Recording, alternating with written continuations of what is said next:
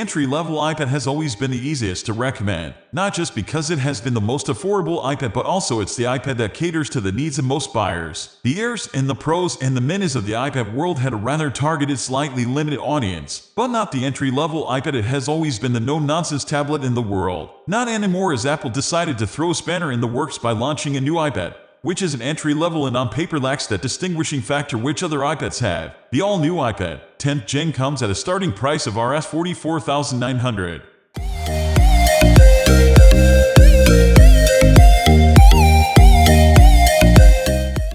Design and display. The iPad has got a makeover in the terms of design and looks more like the iPad Air and iPad Mini. This means that the Apple has finally bid adieu to the home button on the iPad as well as the rather thick bezels. There's a fingerprint sensor that is placed on the outer edge of the iPad. The dual speakers also move from the bottom to the left and right sides of the iPad. The bezels on the 10.9-inch display have also been reduced marginally. Not many will be lamenting the loss of the home button, as the fingerprint sensor makes it much easier to unlock the iPad. It is closest to the power button and it makes much more sense ergonomically to have it there. The one big change that the iPad brings is the Type-C charging port introduced with Pro and Air models earlier. The iPhone now remains as a lone member of the Lightning Club. What's really flummoxing is that this iPad still supports First Get Apple Pencil, which, as one might have guessed, charges through the Lightning port. The Apple Pencil 2nd Gen isn't a new product launched in 2018, and yet a 2022 iPad model doesn't support it. So this means that if you want to use an Apple Pencil, then you will have to get the First Get, which this iPad can charge. Apple's answer is a dongle, which is priced at Rs. 899 but is a rather useless device to carry otherwise. It is really difficult to recommend this iPad to anyone who harbors the notions of using an Apple Pencil, as it doesn't make sense at all.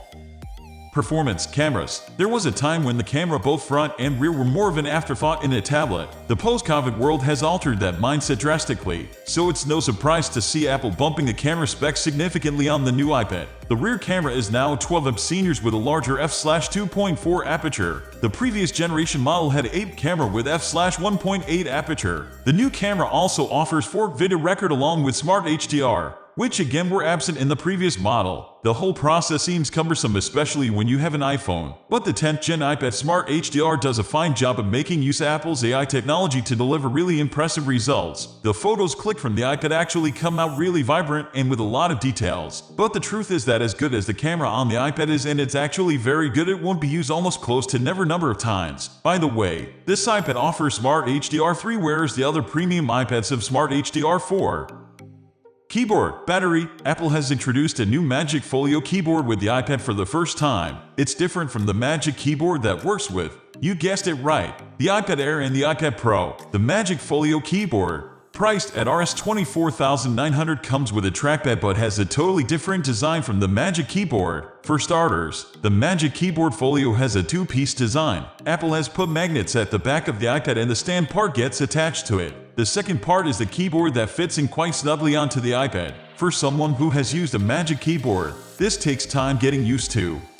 Thank you for watching this video. If you like it, don't forget to subscribe this channel and leave your comment in the comments section below. What do you think about this particular model?